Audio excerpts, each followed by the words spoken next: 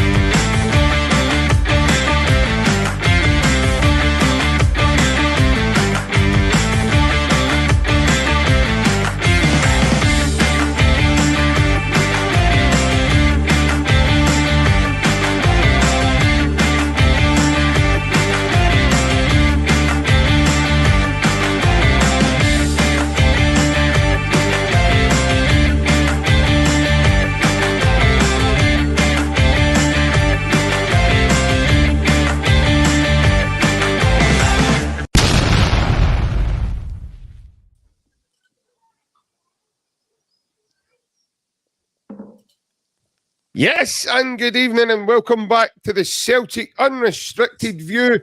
It's myself, JP, and joining me this fine Wednesday evening is Mr. Ryan Clifford. Good evening, Ryan. Evening, mate. Hope you're well, pal.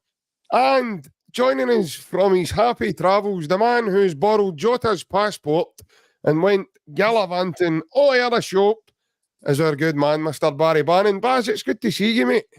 It's good to be on, mate. It feels like ages. I can't remember the last one, to be honest. I think it was during the season when I was still playing. So I think I've been off for 3 or 4 weeks now. So it's been a while, and I'm glad to be back. It's good to have you on, mate. It's good to see you. Hope you're well. And so that you're here publicly, I just want to say congratulations on your great run of results at the end of the season and being able to stay in the league, mate. I hope you're well chuffed for yourselves and you deserve it. That was a good end to the season, mate. Obviously, we finished 2 places above the bottom 3 that get relegated, so nothing really to celebrate. But I think, considering where the season went for us and how we started, then we had to celebrate it. Obviously, as a player, you shouldn't really be celebrating staying up in the league, but where we found ourselves, it definitely felt an achievement come the end of the season. So yeah, it was amazing to keep the team in the league. Obviously, just getting into the league, it was a bit probably can just try to stay in the league, but be comfortable. But it never worked out like that. But I think for everybody that's watched Sheffield Wednesday this season realises the second half of the season we had was unbelievable, and it's exciting times looking to next season after keeping the manager there as well. So I'm proud of the boys for keeping us in the league, and I think we'll have a right good crack at it next season. Yeah, it's good to see that you've also signed a new contract as well, mate. So congrats on that as well. Now that you've got that wee bit off your shoulders, mate, you can relax and look forward to the season starting. No, of course. I've always said all along for the last couple of years that I'd like to finish my career at this club if I was allowed to. So I think this will be my 10th season coming up, which obviously means there'll be testimonial as well. So it'll be something that I probably look back at when I'm finished more so than now, but obviously people don't really stay at the club for that long. It's been a long time, but my ups and downs, and I've enjoyed every minute of it. I wouldn't change it for the world. So, like I said, I'm just happy that I've got everything sorted out, and I can concentrate on next season now and getting as fit as I can in this off season and getting back into it. And I'm chomping at the bit now, but I've got another couple of weeks, maybe a few more holidays with my family to spend before I get back into it. Ryan, it's first of all good to see you, mate. Hope you're well. Hope you had a nice couple of days for the last time I spoke to you. It's good to see that Peter Grant's left his jersey again tonight, mate. And sorry we couldn't get Peter on, folks. We had to make David Ryan, but he's left his jersey, so it's good to get you on, mate. It's going to be hard to get Peter on, mate, when he's trying to get the cheerleader to be quiet. Do you know what I mean? Me Barry boy, so he's arguing with him constantly, so it's hard to get Peter on, mate. But no, like you said, it's been good. Good into the season. It's been quite cheery for a lot of Celtic fans, JP. So every day you're talking about what's been happening and obviously the future, what's going to happen next season. And like we said at the end of the podcast, and the other day on Monday was fantastic for Baz to get the new deal, and the way the end of the season went for him. And like you've said, it's time to relax a wee bit and kind of take in what's happened, Baz, because like you said, we've obviously watched you closely the last few years now, and the last 6 months you can definitely see the manager starting to get the message across in the football. Some of the football you were playing, you would have thought you'd have been going for the playoffs, some of the football that was getting played. So definitely, like you say, I know you don't want to celebrate surviving, but the way the season went, mate, you've every right to go and celebrate and enjoy yourself, and all the hard work the last end of the season, Baz, it's definitely something that you need to celebrate, because things like that happen. Things like that in football don't happen very often when you work close as a team and the manager gets what you want and you go with the manager. So you've every right, mate, to celebrate, enjoy the rest of the summer, and look forward to next season, mate. Totally. I think you find in football is you find yourself in places where you deserve to be, really. And I think obviously at the start of the season we're a club that was aiming for the sky. We're a big club, massive fan base, but that doesn't bring you success. So you never had the best team in the league last season, and that showed with the first half of the season we had. But when you're the second half of the season with a new manager coming in, it was going to be hard, but we had to stick together and fight. And we were there for a reason. It was all about fighting against getting out of it. And you can never be too proud and think that you're too good for this or you're too good for that, because you never are. There's always other teams there that are better than you. So we were in that position for a reason. Obviously, we never performed well enough as a team the first half of the season, but we more than made up for it the second half of the season. Like you said, it is important that you celebrate these times, especially for me being experienced now and looking back. These times in football don't come along a lot of the time. So the day come along, it's important that you enjoy them. I know there's different circumstances, like Celtic winning leagues, you celebrate that. But you see all the time in football nowadays that teams that have just survived, it's a huge sigh of relief. There's loads of things that come into it, like if we get relegated, people have to move their families who have got kids at school. They have to move to different areas probably. Your money goes down. So there's loads of things, right? And just your pride, there's loads of other factors as well that add up to it being a huge party, really, and a huge sigh of relief. Yeah. Like Baz says there, Ryan, in terms of footballers nowadays, mate, you tend to find out very quickly, like, people are in the right places or whether they are or aren't. In terms of teams moving forward, developing, if teams haven't got the right bunch of players there, it shows, mate, because obviously you've got results that show that, teams like Man United, who for a while it just seems like a scattergun approach to their signings. They're trying to buy big profiles, paying huge fees for them, but they're coming in and they're coming to a club that's on the decline slightly. So you tend to find with players, like Baz, I think that's a brilliant point that Baz makes here. You look at Celtic, all the boys that were that finished to win the double, they were all where they should be. They were all in the right place. They all turned up when needed. They all, like, you look at Man City done it. They didn't have the greatest of starts to the league. And but players are in the positions they are for valid reasons. And that's why with some teams, the teams that are successful, that's why the players are given their labels, because they're the ones that you tend to find that they'll turn up on the big stage. And the ones that don't are the ones you normally see that run down their contracts and move on for free, and maybe their careers don't go so well. So I think that's pretty well put with Baz there, I think. It just shows you as well, JP, that a season is over a season. It's not over 6 months, 4 months, 3 months. Yeah. A season it's a marathon, like you say. It's not a sprint. And first 2 months of the season, Celtic were okay. Then hot December, January, oh, right, what's happening here? And then you get to the end of the season, you're 8 points clear, your shoulders a gap, you've won a double. And realistically, at the start of the season, would you have thought that would happen or should be happening?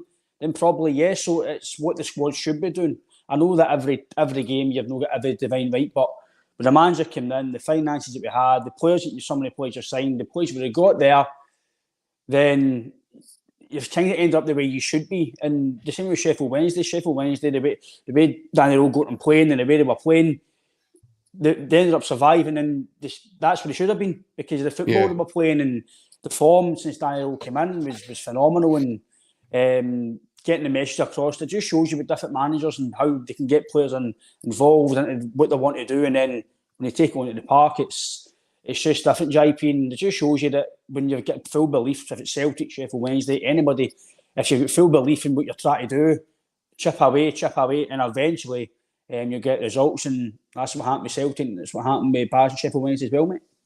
Yeah, as mate. Baz, obviously, we've not had you on for a while, mate, so since the last time you were on, Celtic were still trying to win the league and trying to win the cup double, and obviously you had a season still going, and you were trying to stay in the league as well. So in terms of your thoughts, mate, I know obviously you were similar to us and you were elated to the outcome, but what was your general feelings on the way the league ended? Did you have full confidence in that's what was always going to happen in the long run? Because, like we've said before, it takes a big mentality to carry that through. One side's got that in abundance, the side across the water don't. They tend to have a lower mentality level than we have. Certain players in that team, a couple have moved on now, but certain players of that team have watched Celtic winning, a vast majority of the last decade. So, as a player being on the other side of that, Buzz, it must take a big impact on you when it continues to happen. You see Jack Butland's face in his interview at the end of the season about how it really sticks with him, and by the way, he's not the only one. It must have a big effect on some of the other lads. But overall, mate, was it feeling just total elatement from you, or did you always have that confidence, and you kind of got to the end of the season and went, I knew that was going to happen anyway?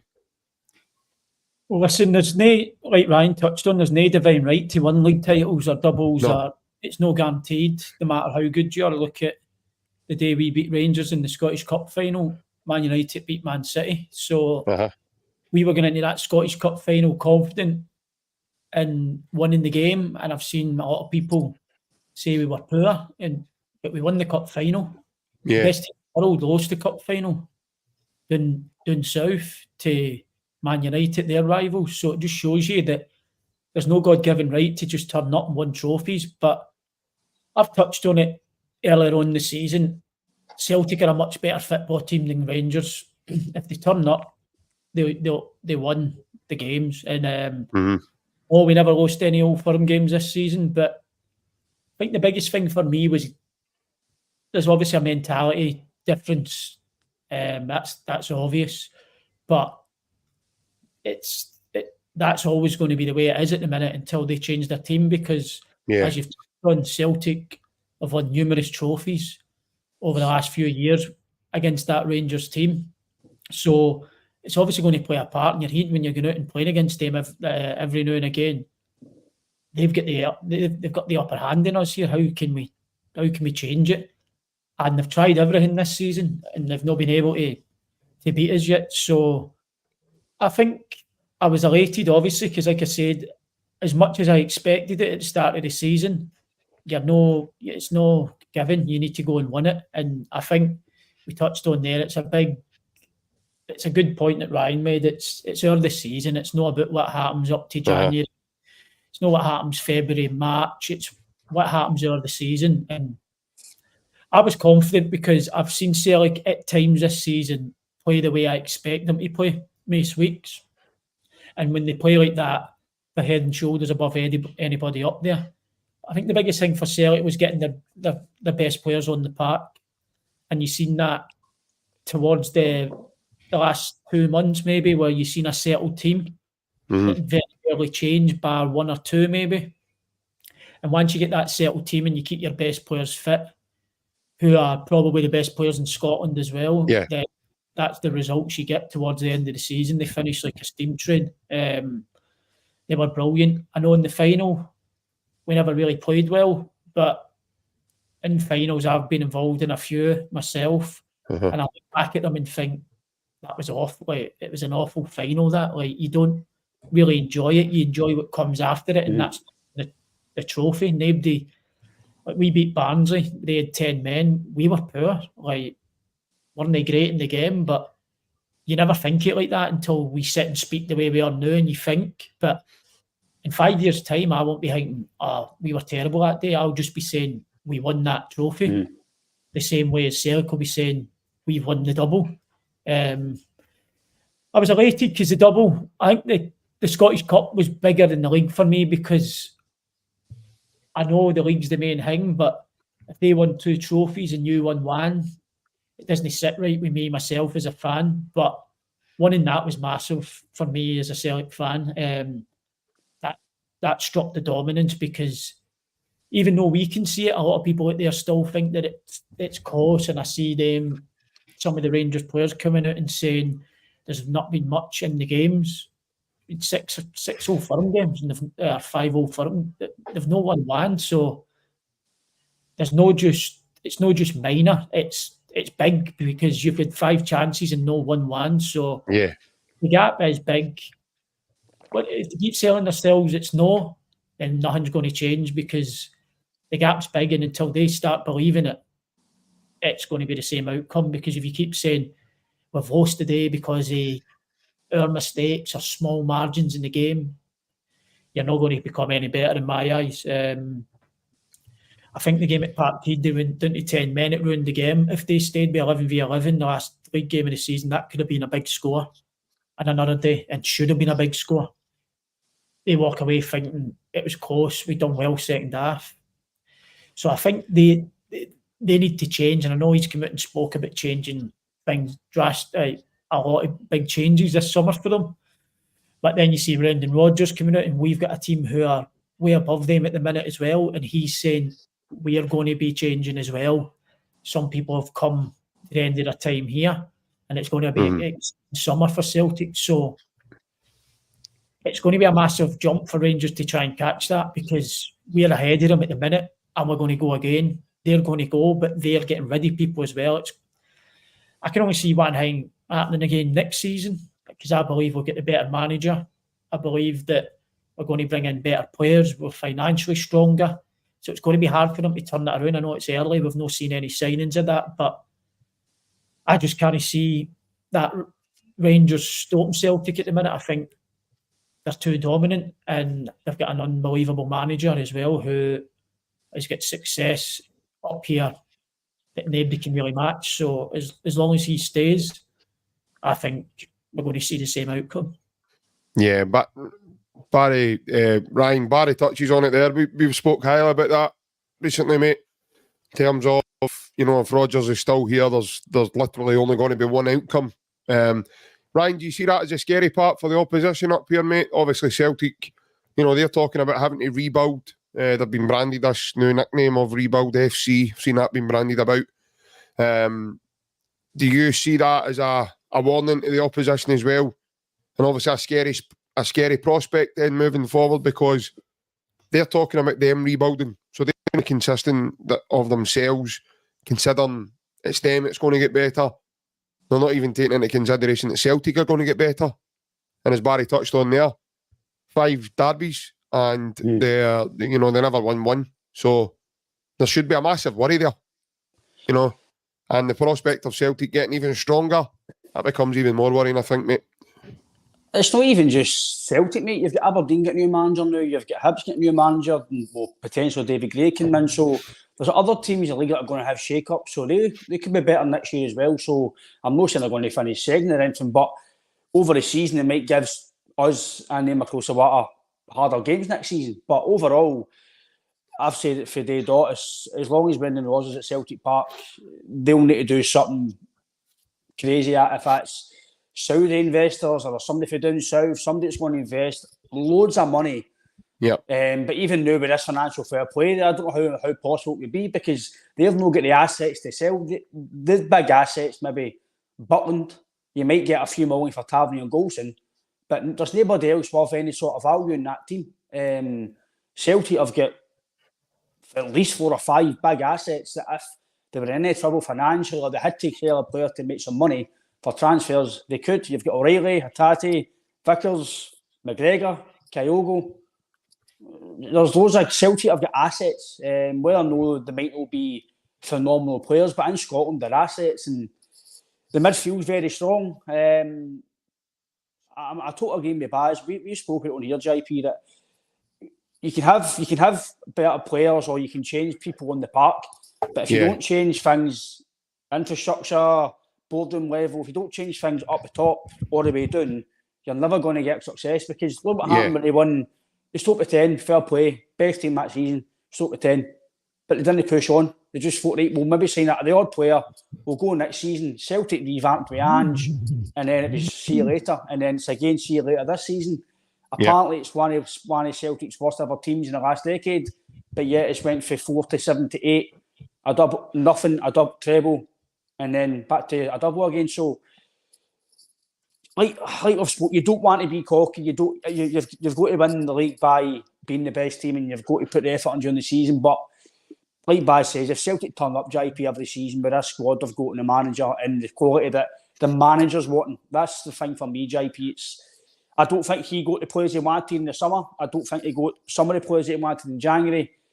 I think now he's going to get it, because, like I says, people might think I'm premature or I'm getting too ahead of myself. But if he doesn't get the players he wants this year, he could be away next year, because he might be like, what am I here for? Just to win domestic trophies. I want to try and progress his club and try and make us, if possible, a Champions League club, if that's possible, because that's what we need to look for now. Because in my opinion, we're still at the Europa League level.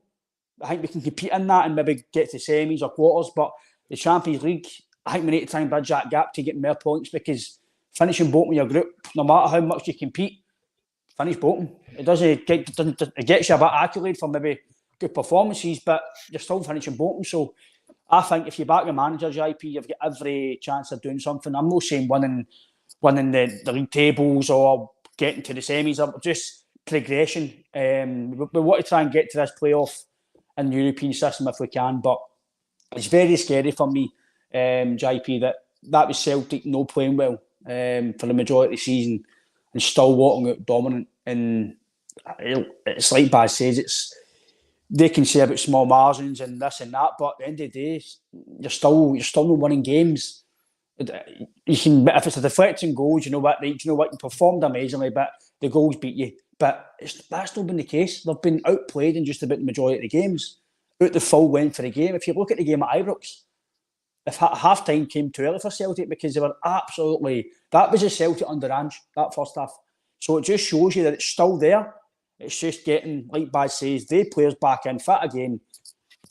And by God, if you keep Matt O'Reilly, JP, then for me, that's a cherry in the top for next season if you keep him, because the midfield will hardly change. And then you've got that midfield to then go again. So I think there's some of interest in how we go about it, but I'm agreeing with Baz, mate, and I think you'll probably agree as well that if we continue to add to the quality, you let go some of the guys who might not be playing, free up some of the wages to add to the quality signings, and I think next season is going to be very hard for anybody in Scotland to match that. Yeah, but as I've seen some comments regarding Celtic not being good last season, or not playing at their best and not doing that. But surely you've got to be good enough to go and bring 2 trophies home, mate. You've got to be playing at some sort of level too. It's not just that everybody else was that bad and Celtic were just slightly better than the rest. I mean, I'm not buying that, mate. No chance. Well, apparently since Clement came in, they were a good team a few months ago when they took ours and went top of the league. Yeah. Nobody thought they were starting to play well, thought they were going to do this, going to do that. But now, because we've won the league, there was no challenge, really. I don't believe that. You can only, like we've said on here loads of times, you can only beat what's in front of you.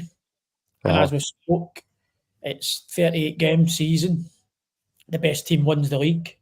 And they won it by a lot of points. In the end, 8 points. I know wasn't done until 3 or 4 games left or so. But like I said, if that's Celtic not performing well, what's it going to be like next season? Because they're not going to perform like that again. They're going to get better. A year on defending, your players are fit, you add to the team. So if it was them poor last season, then I'm happy with that, because that won't be the same Celtic team that's out there next season. Yeah. They'll be way stronger, way better. You can see as well, if some players are only buying into the manager early on when he comes in, after, it's understandable, because you have a manager like Ange who's brought these people in over here and played them, and they had a close bond with him, even though he probably didn't come across as a manager that you could get really close to. He obviously, these players loved him and would do anything for him. When he leaves, you kind of tend to blame the other manager. So whatever that other manager that does it comes in is no good enough, because you want back what you had. So that might have been a case for a few of the players at Celtic at the start of the season, and halfway through the season, if they weren't playing, well, I was playing under Ange and I'm not playing now, or whatever. That can play a part. But now you can see the bond towards the end of the season and the celebrations afterwards that the players have all took to Rodgers, and they can see that he's a top manager now. Not that winning leagues and Scottish Cups should justify that, but sometimes it does for players, because like I said, players will all have favourites, and they will all have Ange because he's gave them this career. He's brought them out from Japan, some of them probably on pennies. Now they're earning good money.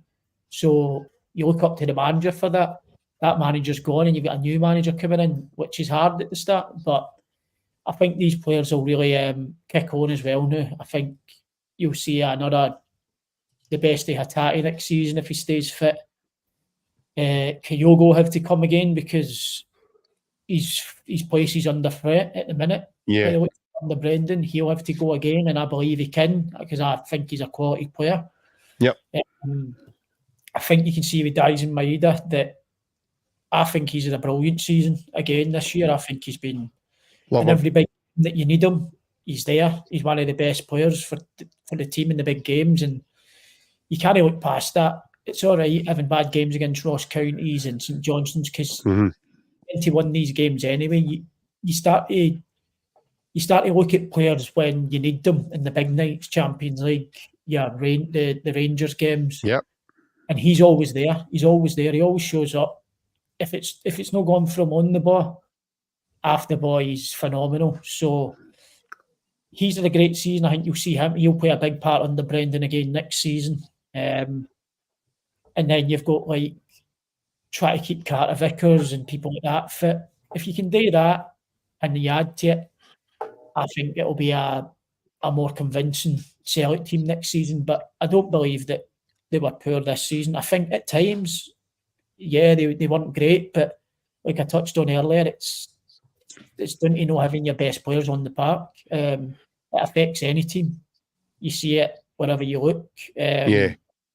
If Real Madrid lose Vinny Jr. for a few months, I'm sure they would struggle. I know they've got Mbappe and people like that now, but I'm talking about the season just gone.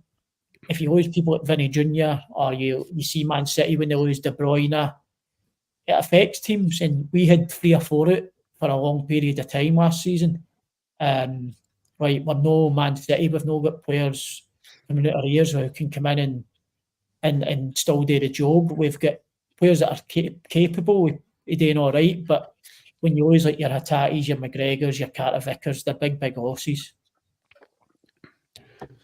There you go, a nice wee bit of Gene up for you, boys. Paddy boy there says you're an asset to the podcast. What his bank details, send them that money now. Paddy's a big Sheffield Wednesday fan, mate. He's been drunk since he stayed in the league, apparently. So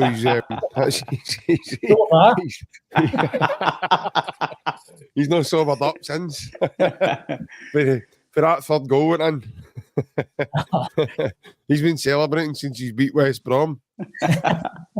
And I've had it in good authority. He says he doesn't like Mikey Johnson. That's why he celebrated so hard. But Ryan, you were talking about celebrating, mate. You were jumping about with Scales' t-shirt on, I heard, once we done a double, big man, weren't you? Big man, did you know go and get the thing engraved on the back of your Bumblebee tap there? Liam Scales, number 5. I was maybe going to date, mate, but I thought, nah, I can't. That's too much pressure on him to have me on my back, you know what I mean? So, walking about like. You don't see a Scales tattoo on him if we were in the league. Turns out it was like Johnny Bravo when it turned out. I would get a wee henna. I'll do for a day or so. A wee henna? A wee henna on my back or something, aye. A wee henna, Liam Scales, done by Orange Pen. They look like a tango, man. Remember the old tango advert? Scalesy, brilliant. Scalesy, Nick and your ginger, brilliant, man. Talk about the team, boys. Spies, obviously, the headline there, Idah and Bernardo permanently, mate. What's your thoughts on both of them coming in permanently? I'm all for it. I feel Idah was brilliant since he came in January. Yep. Scored big goals, played a massive part. He's winning the league. Obviously scores the winner in the final as well. And his overall play, I think he was a bit similar to Bernardo. I think he's a bit unlucky not to play more games. I think he deserved towards the end of the season to be starting a lot more games than he did. But like we spoke on here, it's hard to drop Kyogo because you're just expecting after what we've had for him the last couple of seasons. So it's hard to put somebody like that on the bench. But I think he was brilliant. If he doesn't come, do you win the league? Probably no, because some of the goals he scored, I would like to see the stats on how many points he won with his goals. I thought he was brilliant since he came in. Mm-hmm. He's young, hungry, can see that he enjoys it. And sometimes players just fit clubs, and I think in his short space of time, you can tell that he's delighted to be at a club that big.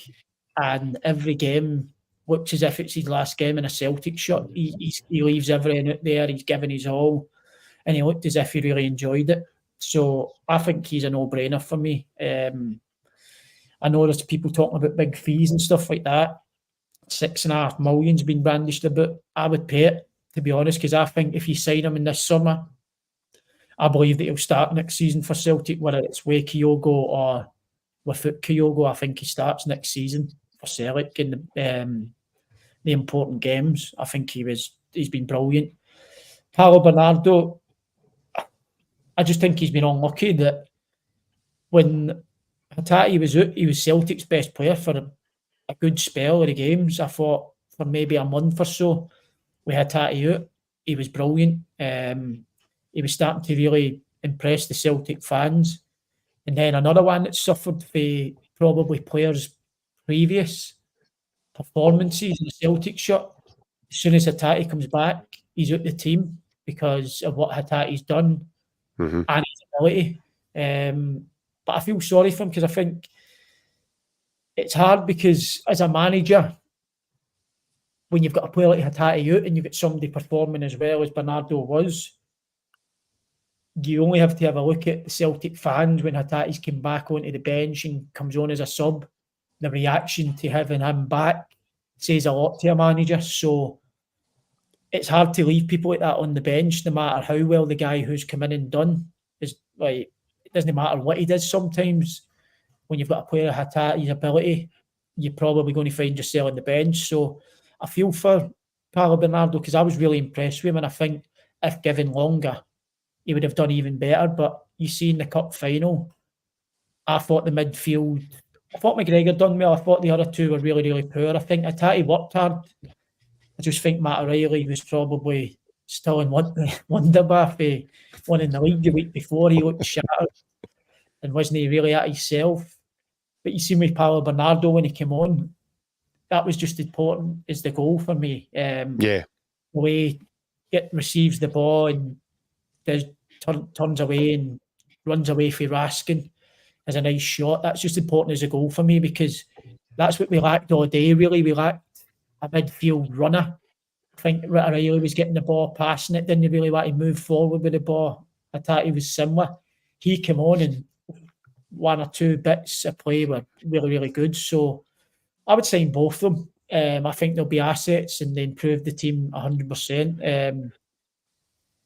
It just depends how ambitious the board want to be. I know it'll be kind of too big transfers for the amount of money that Celtic normally pay, but they're young and they're only going to get better, and I think it's a no-brainer for me if I was the manager. Yeah. Ryan, do you want to know what I love about Idah even more? The way he cuddles and kisses big scales, man. Big scales. I just every time I see him on the telly, I just think of you. Oh, I wonder what Ryan's doing. Wonder what he's doing. He's lifting up his cup above his head. Liam Scales or Scott Wright in it, you think, innit?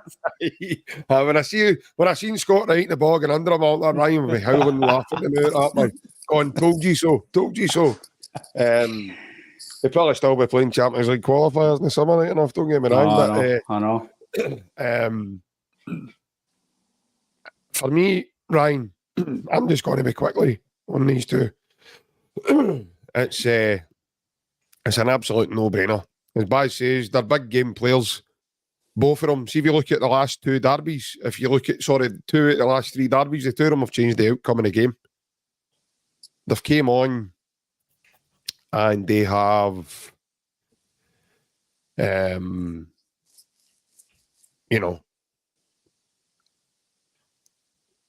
Bernardo's pass in the Ibrox game created that goal for Idah to score.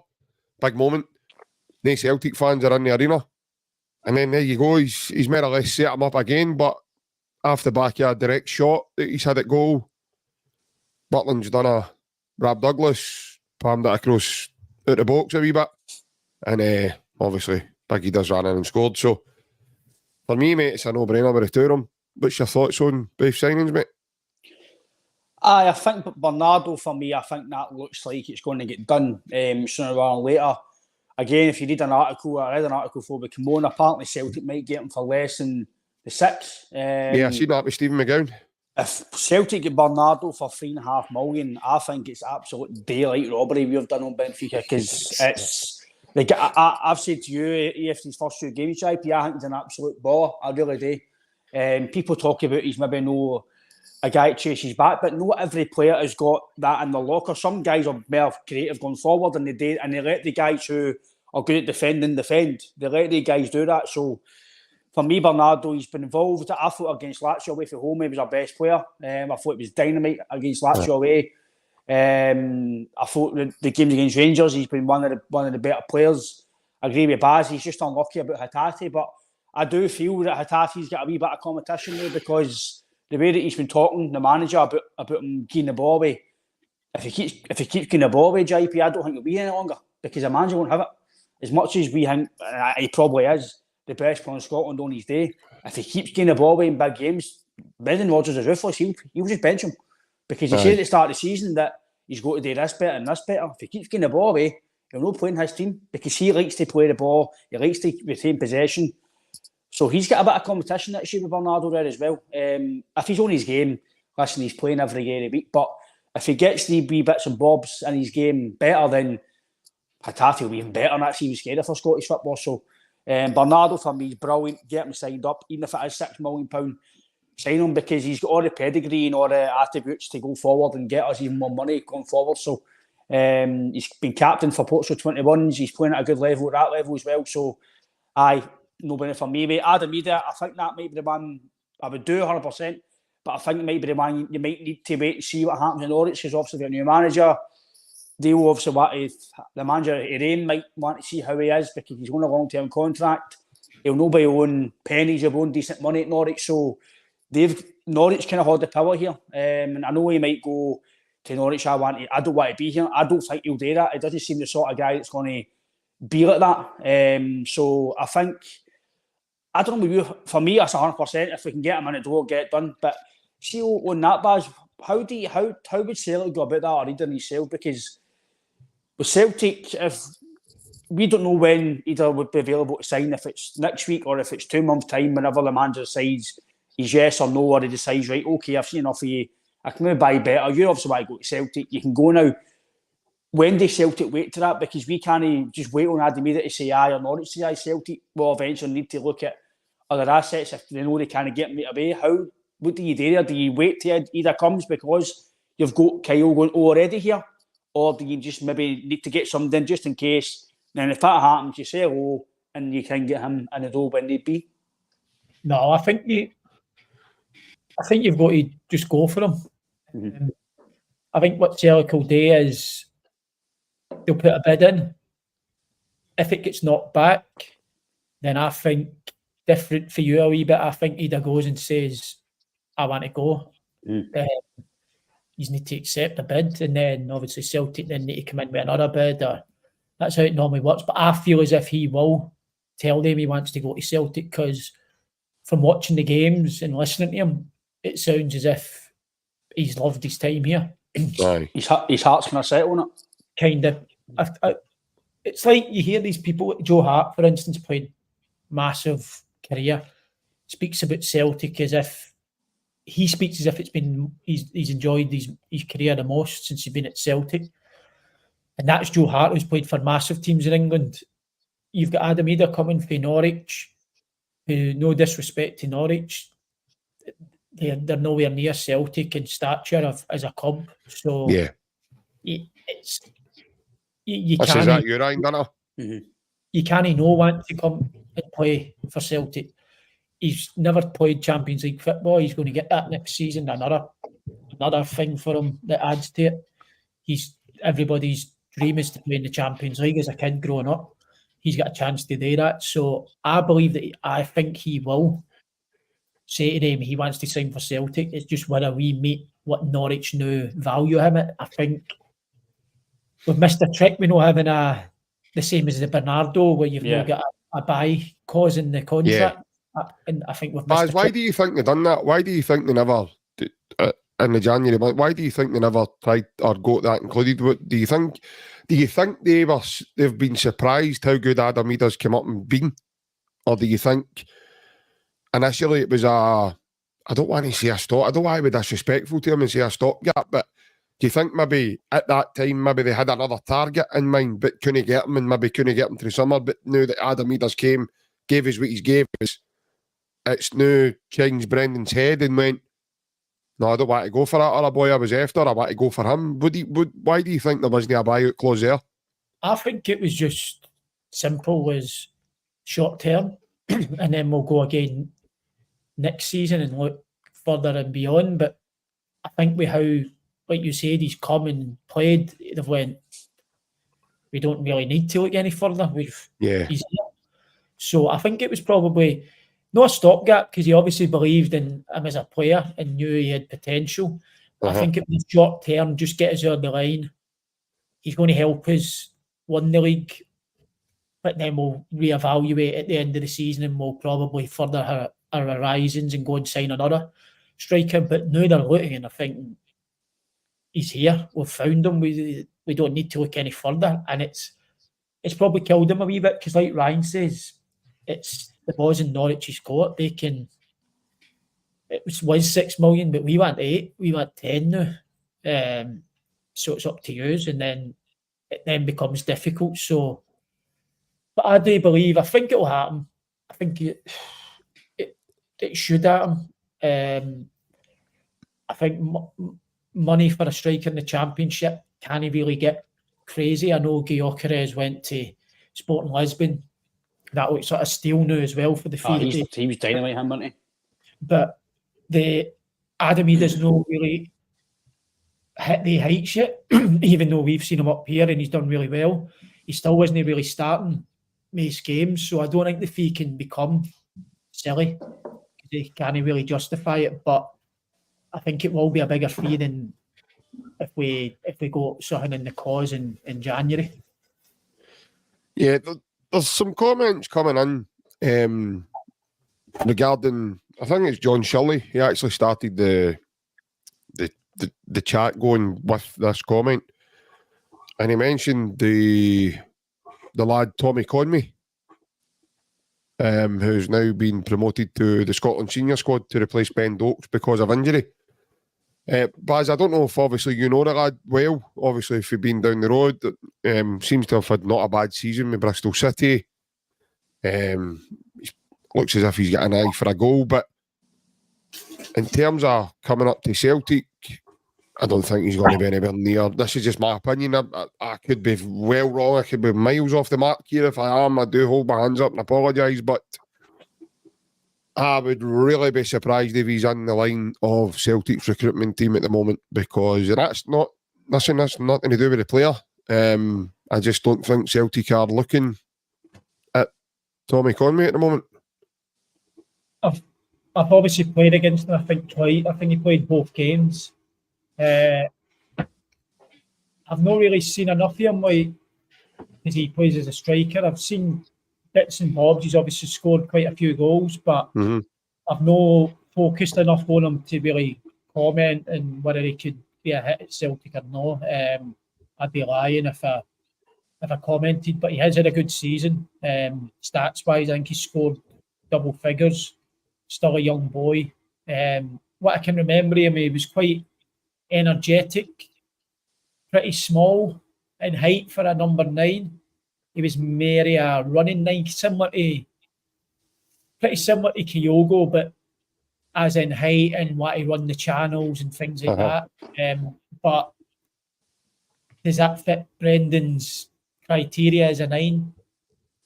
Probably no. Going for, I know Vardy was pretty similar, but every striker that Brendan's signed has been big, strong, and got a bit of everything. I don't know if he would be the sort of player that Brendan would be in the transfer window for, but who knows? Obviously, he's had a very good season. He's still a young boy who's done brilliant to get called up to the national team for the Euros. So yeah, I wish him all the best, but I've not seen enough of him to comment whether he would be a good signing for us or not. Yeah, Celtic 88 comment there about a buyout clause. We'll come to that one in a second. Ryan, in terms of Tommy Conway, mate, what about yourself? Have you seen the lad? Do you know much about him? I just know he's had a good season, mate. I've not really seen him play much at all, mate. I've seen wee snippets of him playing with Scotland there, but I'm like Baz. I know Baz has played against him in the same league, so Baz will know a bit more than me, but I don't know much about him, JP, so it's somebody that I can't really comment on. I wouldn't be surprised if Celtic were going for him, just because he's a bit inexperienced. We're trying to maybe get somebody to go and pushes for European football. It might be somebody to come in instead of to maybe play straight for a year or two, then bulk up. But I think maybe come in as second choice under the wee man if Adam Idah wasn't available. I don't think that would be the profile we're looking at, but I've not seen much of him, so I can't comment. No worries. John, I hope we've tried to do our best for you, mate, to throw that in and answer as best we could. In terms of Celtics 88's comment there, Baz, does a player get a say in a buyout clause when they're doing a deal? No, it'll be the club's choice. They'll decide the fee as well. The player can't decide that. He can disagree with it, but it's up to the club. It's their decision whether they want a buyout clause or whatever the fee they want to put in that buyout clause. That's down to the owner and the manager coming together and speaking about it. Okay. I'll be honest, I didn't know anything about that myself. I didn't know whether a player did get a say, Ryan, did you? No, I just obviously knew that the club obviously deal with the contracts and everything else, and the players obviously go to say aye or no if I want to go or no. But I didn't think they were involved in that. I thought that was more doing with the, if it was Peter Lawwell dealing with that or the club, so they would talk about that. I think for me, I thought that was, I didn't think the player had any say in that. I think it's just the wages and how long I want to be there for. I thought that was really kind of the things they would be involved in. Yeah, definitely. And Baz, obviously touching on for me, mate, the biggest, I know we've touched on Idah and Paulo Bernardo coming in permanent deals. For me, the biggest signing of this transfer window is a goalkeeper. I think we need to get this right. It needs to be the right one. And Joe Hart's, listen, in my opinion, you need to replace a mountain and a guy that was massive for the club. You just had to see the affiliation he had with his both league celebrations and Scottish Cup. The fans all singing his name. Tifos going up about him. Photos of him everywhere. He's just, for a guy who probably wasn't in the thick of it before, Celtic's probably going to have a big imprint now on him for the rest of his days.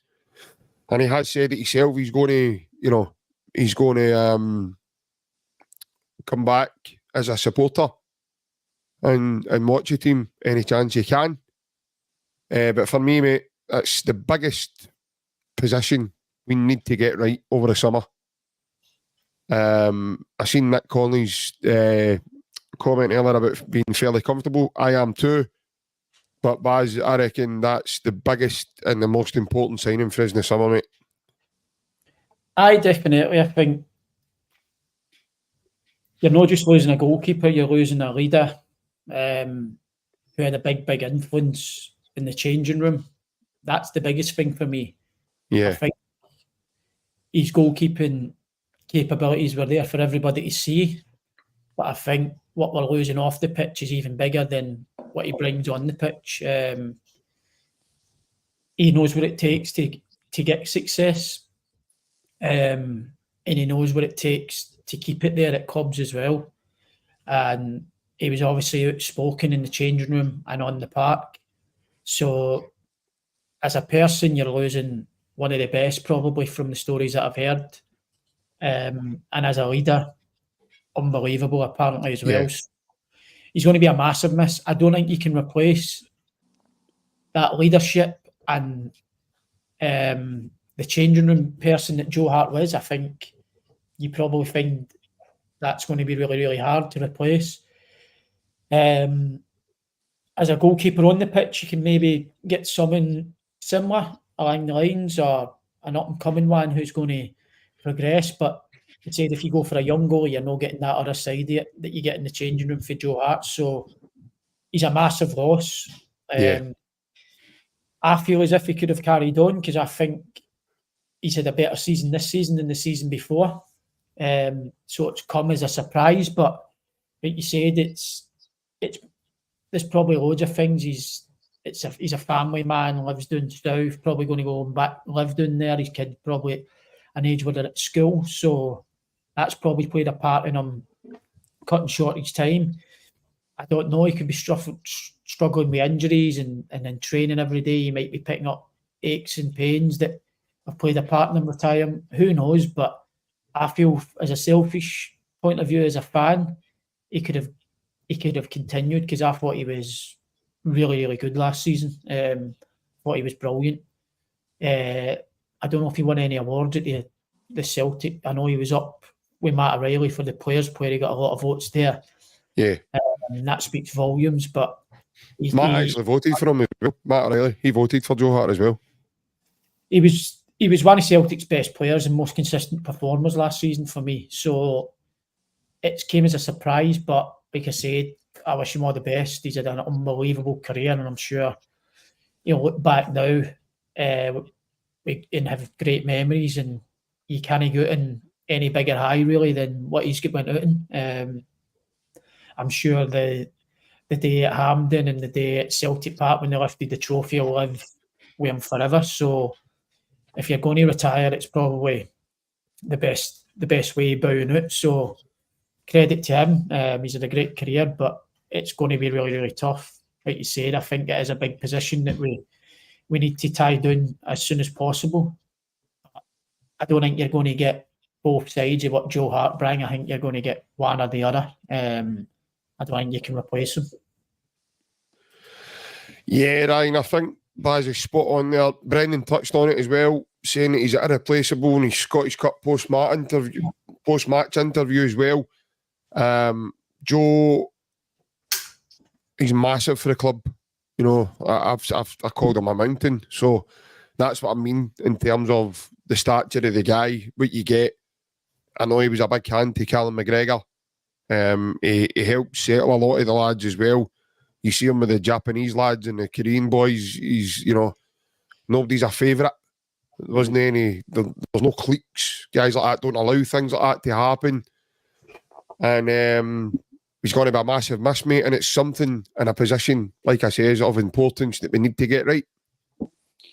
The goalkeepers, for me, it's same as yourself and Baz were saying there. It's for me, it's the main priority. Because if you get your goalkeeper right, I'm a big believer of if you get your core right, your goalkeeper, your at least one centre back who's dominant, a centre mid and your striker. If you get these four absolutely spot on quality, then I feel you can work within the rest and you can get guys to come in and help the rest of that. So if you get your goalkeeper right, then I think it breeds confidence because you've seen it. I know as for me, I don't think Barkas is a bad goalkeeper. He's been brilliant for Utrecht since he's went.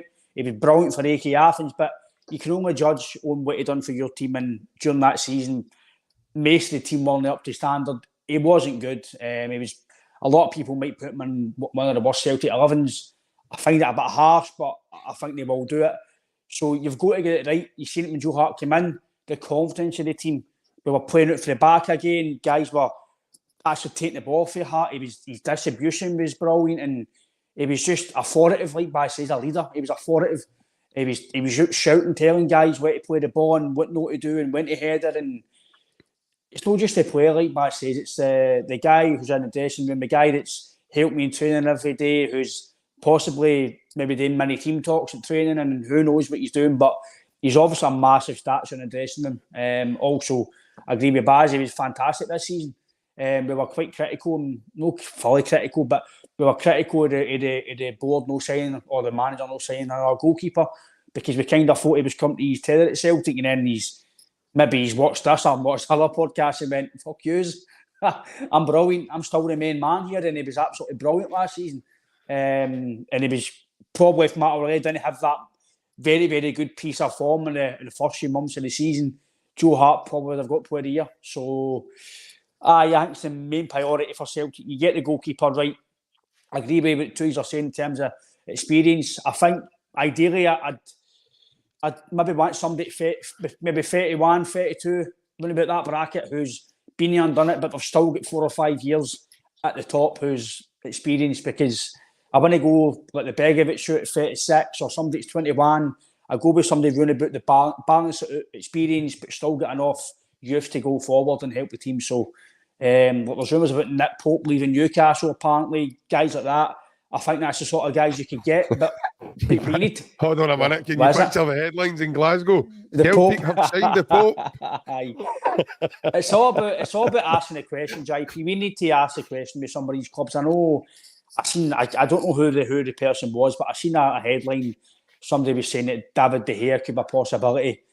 I know he was on mega wages at Man United, but he's not been at Man U for maybe a year now. He's not getting a wage, so I'm still not saying training in his Man U kit, I know. It's probably, JP, it's probably never going to happen, but just ask the question to some of these guys who are free agents, because they might go, do you know what, I know David De Gea is probably never going to happen, but I think we need to just ask. I think maybe sometimes we need to, like the manager says, be a bit braver and just ask the question. All he can say is no. All you can do is put an offer out or put a presentation, say this is what I can give you, this is what we can give you, you can give us, and then see how we go. But I think the goalkeeper, for me, I'm not saying you need to spend mega money, but you need to get the goalkeeper spot on. And if you get the goalkeeper spot on, I think the rest of it will kind of go with it. Yeah, definitely. Obviously, just to summarise, Baz, obviously looking at the way things are going at the moment, mate, do you reckon the Celtic fans have got much to worry about? I know the transfer window doesn't open to the 14th of June. There's probably people still on holiday. I know you're just home yourself, mate, so it's probably more likely guys are still away with their families. Talk about goalkeepers. I've heard rumours that Liam Scales' dad's getting the position. Just don't tell Ryan. He's all boys pulling the gloves back on again. He's a bit like Johnny Gould's dad, Bobby Gould. He still plays fives with Johnny and the boys.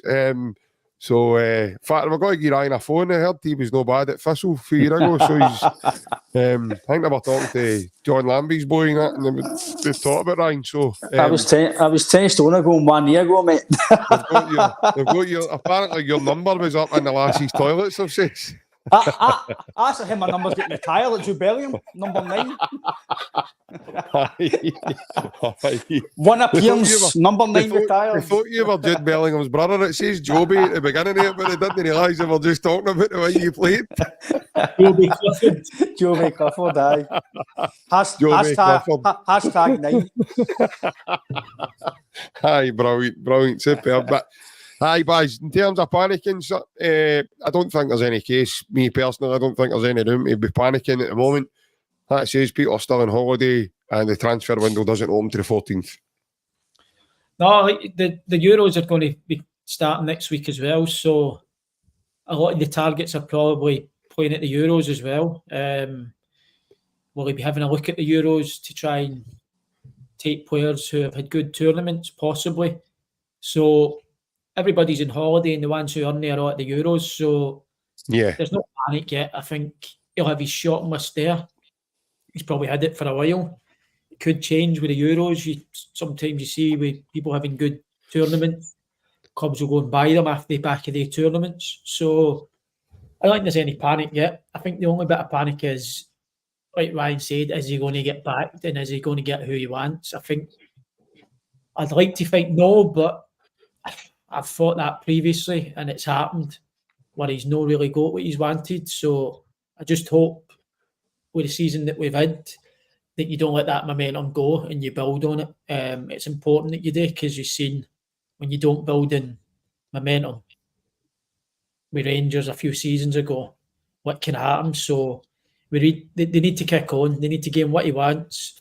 Obviously, he won't get everybody that he wants in his list, but as long as he gets 3 or 4 of them targets, then it's going to be a successful window, and it'll enhance their chances of winning more trophies next season. So I wouldn't panic yet, because like I said, there's people on holiday, that the window's not even open yet.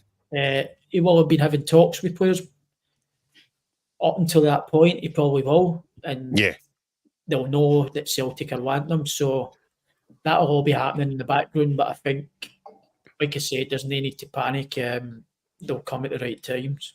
Sorry, JP, we've seen terms of just keep me there. See, players, I know you're under contract, you can't really go and poach players, right? But will agents get a feel when do players try? When do clubs kind of try and get players, Baz? Is it right in the summer, or do they always put feelers out to agents? Listen, a few weeks' time, we might be trying to talk to you, etc. Or do they try and just wait till the season's done so they're not having to touting players or kind of stuff like that? It's agents, really. Managers have got agents. Some managers have the same agents as players, and agents will speak together and say this player's been told he can leave, blah blah blah.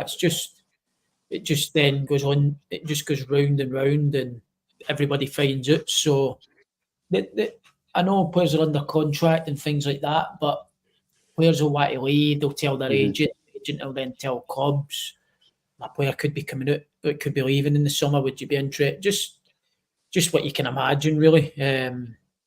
It's not breaking any rules, really, because there's no approach. It's just, he wants to leave. Would you be interested? But it's just the way it goes in football. But like I said, Celtic will have their list, and they'll start working through it, and they'll have backup plans and third choices, fourth choices. But hopefully it doesn't go that far and we get who we want this season, because I think, like we've said, the finances are really, really strong position. So there's no reason why the players that we want, we can't go and get.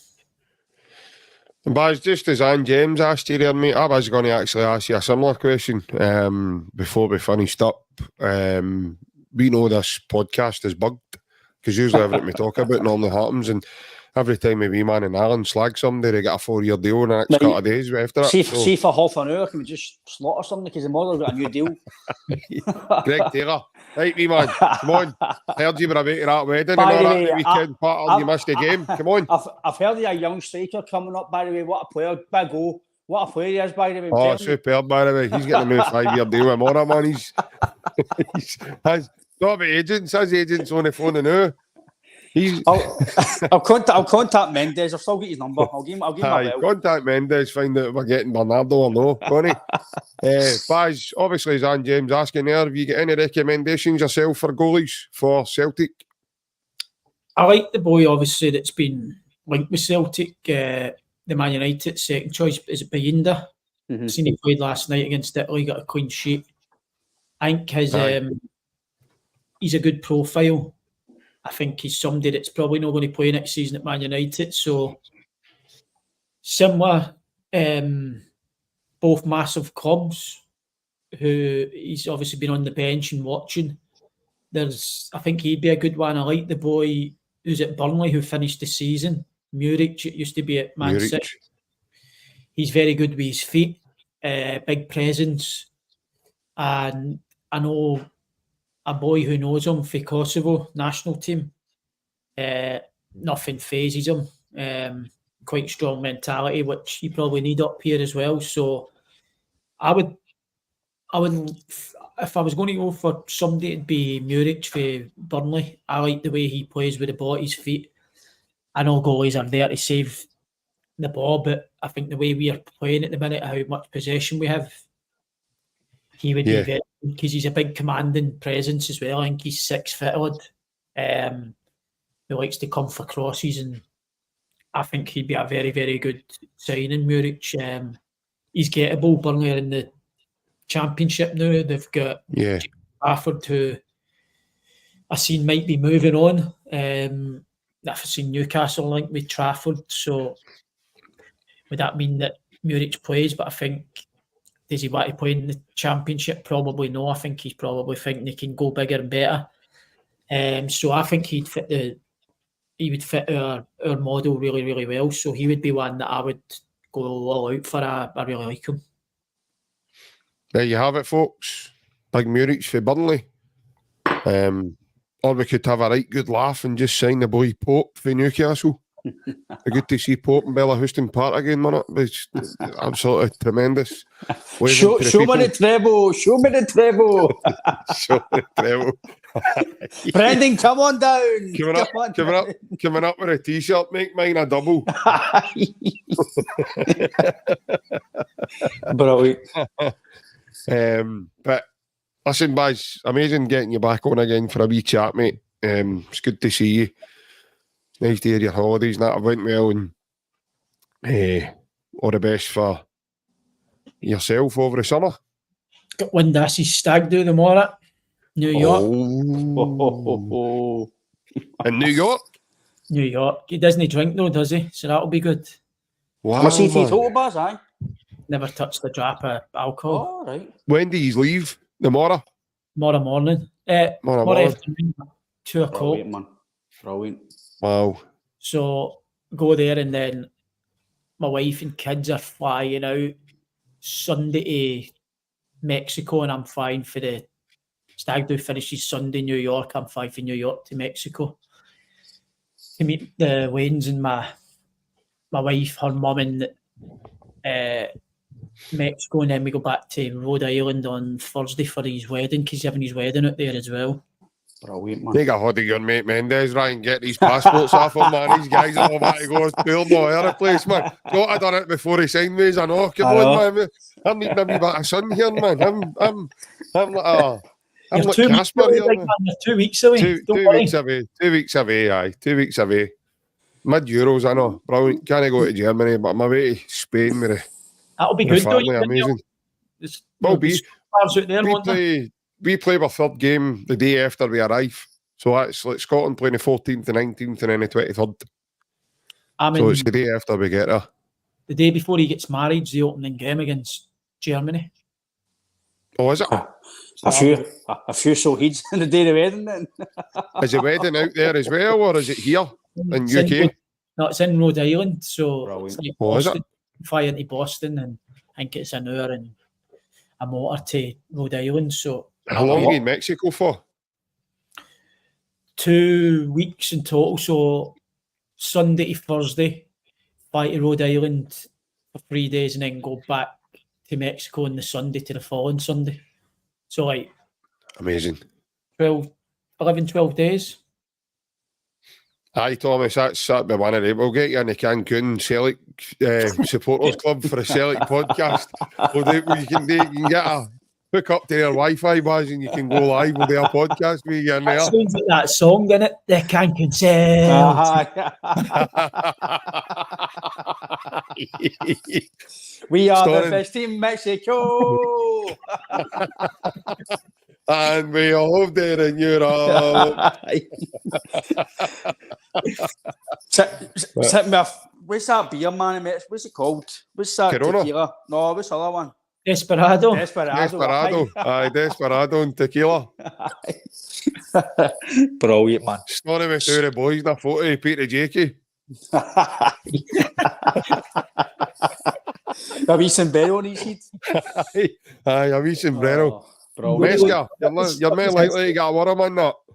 What was his name? The Mexican Efren Juarez? Was it Efren Juarez? He Juarez. He ended up deal years number 2, didn't he? I'll find him. Cancun, won't I? Find him, man. Aye, you've just seen a wee guy with a Celtic vest walking about, man. It'll be him. I've seen this, but in Mexico, isn't it? Aye, he's got a tattoo of Rob Douglas on his chest. Ask him for a Lenny's braces. The good Palmer going by the same jail. What jail you go, big man? Brow cream. Brow cream. We use that new stuff, that crisp and dry. It's magic, man. You put some of that on you. Got a barnet for all the ladies. Superb, man. Superb. There in Mexico, man, you'll meet their version of Rabchi and us, but you'll be the one that's with a string vest. 100%. Like the boys, there's Big Onslow. Keeping up appearances. Brilliant. Absolutely brilliant. Superb. Guy's went out for 4 days, man. He told his missus he's got the shops, he's got sausages hanging out his pocket and all that, know what I mean? There's Barry Bannan, how we doing, mate? How we doing? Ends up a weekend bender with all the boys on the Cancun Celtic Supporters Club. Brilliant, man. Can hear me a tattoo of Martin O'Neill on his arse. Brilliant, man. I'm going to ask for the same as Ryan, a hen and a Liam Scales. Oh, brilliant, man. Mexican supporters clubs are nothing without Martin O'Neill tattoos said by Jokestein on the wall. Absolutely superb. Oh, brilliant. Listen, boys, cheers again for coming on, mate, especially on the eve of you having to travel away to New York and all the best in your adventures, mate. And there you have it, folks. Don't worry about it. All the players are all still in partying mode and are away holidays with their families and stuff. And like Baz, probably some of them are doing the same, especially if you've got one of the Jota passports, man. You're away gallivanting all over the place and picking up all your air miles. And did they take club cards on the airplanes? You've been picking up some amount of points, mate, I'll tell you. Indeed, through Klarna. 200. Maybe getting vouchers through the door like £400 off a telly and all that. Telly's only worth 450 quid. Three cans Iron Brew with Jet 2. You tell us when you get that brow cream fame, we'll give you 5. A 6-pack of Heineken, get off a plane for you. Brilliant, man. There you go, boys. But, no, superb. Ryan, same to you again, mate. Cheers for coming on for a wee chat. I know there's no really much to get our teeth into and chat right about, but obviously the Idah and the Bernardo one was a good one to start us off. We'll be back probably Monday, folks. As I said, we'll because we're in the close season, there's not really much for us to go on at the moment. And hopefully by between now and then, there could be a story or two. We might even get a story about Barry on his travels, if he's found the Mexican Celtic supporters bar or whatnot, or the New York supporters bar. It'd be dead funny if he took Windass in there, by the way, honest to God. I've been in that one. Is it alright, aye? The New York one, aye. Unbelievable. There's massive Celtic fan base there. How many has he's gone in the stag do? I'm not 100% sure.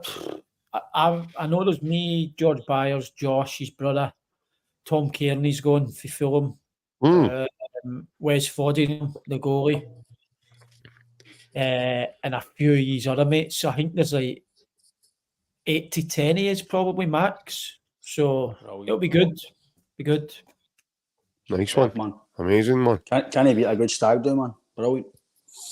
You got on to Mendes. Me and you're booking up and now we're going somewhere. Right? You got on to Mendes. We'll be back Monday, but we're doing a 4-day bender, a 4-day day.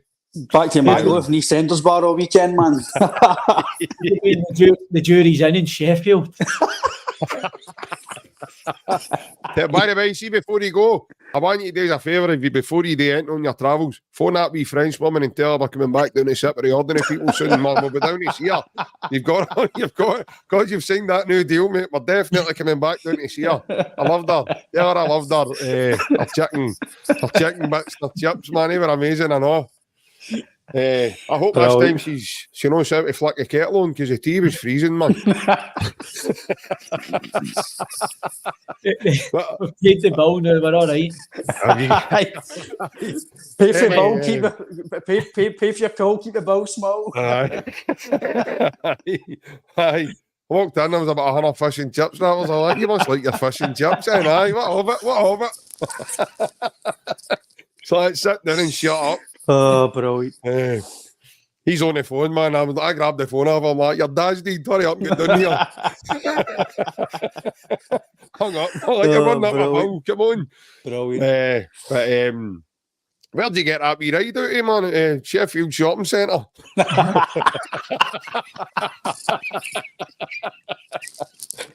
Oh, brilliant. Superb. But, aye, cheers again for coming on, mate. It was good to see you. It's good getting a laugh and a carry on. And we Celtic chat with you, I know, mate. But all in all, everybody, take care. We'll see you on Monday. Hail, hail. Hail, hail. Baz, enjoy yourself, mate. You too, mate. See you later. Cheers, Baz. Cheers. Bye, catch you later, mate. Bye, mate. Bye-bye.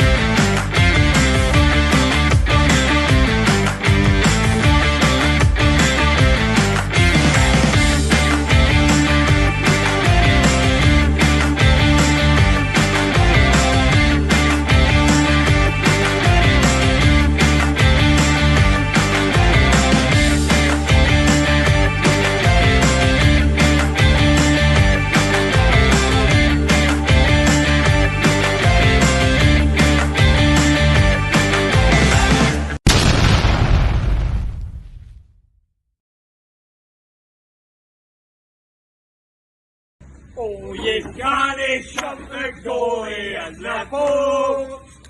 Oh, you can't shove the goalie in the box. Oh, you can't shove the goalie, cause he's a holy goalie. Can't shove the goalie in the box. The real Rangers were coming once again, they said. in a row.